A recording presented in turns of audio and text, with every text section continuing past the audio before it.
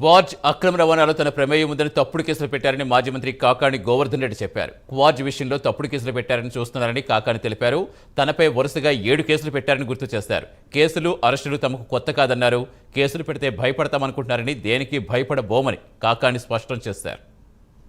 ఎక్కడ కూడా ఏదో కేసులు పెట్టాలి, భయపెట్టాలి, దాని ద్వారా వీళ్ళని కామ్ డౌన్ చేయాలనేటువంటి ఆలోచన తప్ప ఎక్కడ కనిపించడం లేదు. కాబట్టి మా మీద పెట్టేటువంటి కేసులకి మేము అలవాటు పడిపోయాం వైఎస్ఆర్ కాంగ్రెస్ పార్టీ వాళ్ళు. కాకపోతే పాపం కొంతమంది అంటుంటారు ఇంకా నా దాకా రాలేదని చెప్పి ఒక్కొక్కరు వంతు వస్తూ ఉంది. కాబట్టి మాట్లాడే వాళ్ళందరి మీద కేసులు పెడతారు. ఆ కేసులకన్నిటికి భయపడం మా గళం. ఒకవేళ మహా అంటే మా ఎన్ని రోజులు అవుతాయి మేము అరెస్ట్ అయ్యి రిమాండ్లో ఉంటే ఆ రిమాండ్లో ఉన్న రోజులు మాట్లాడడం, రిమాండ్లో నుంచి బయటకు రాగానే మళ్ళీ మొదలు పెడతాం. మళ్ళీ మీరు రిమాండ్ చేస్తే మళ్ళీ రిమాండ్కి పోతాం, మళ్ళీ రిమాండ్లో నుంచి బయటకు రాగానే మళ్ళీ మొదలు పెడతాం. మా ఉద్దేశం ఏంది, మీలో ఉన్నటువంటి వ్యతిరేకతని ప్రజల్లోకి తీసుకువెళ్ళాల ప్రధాన ఉద్దేశం. దాన్ని మేము ప్రశ్నిస్తూనే ఉంటాం తప్పనిసరిగా. ఎందుకంటే న్యాయస్థానాన్ని ఆశ్రయిస్తాం, న్యాయస్థానాల్లో న్యాయం జరుగుతుందనేటువంటి నమ్మకం, విశ్వాసం ఉంది.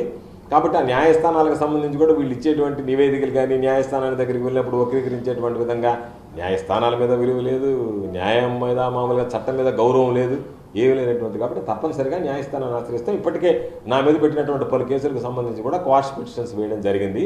దీంట్లో కూడా క్వాష్ పిటిషన్ వేస్తాం. 250 కోట్లు జరిగిందా, 2500 కోట్లు జరిగిందా అనేటువంటిది బాలాజీ నాయక్ తేల్చాల్సినటువంటిది, మైనింగ్ డిపార్ట్మెంట్ తేల్చాల్సింది.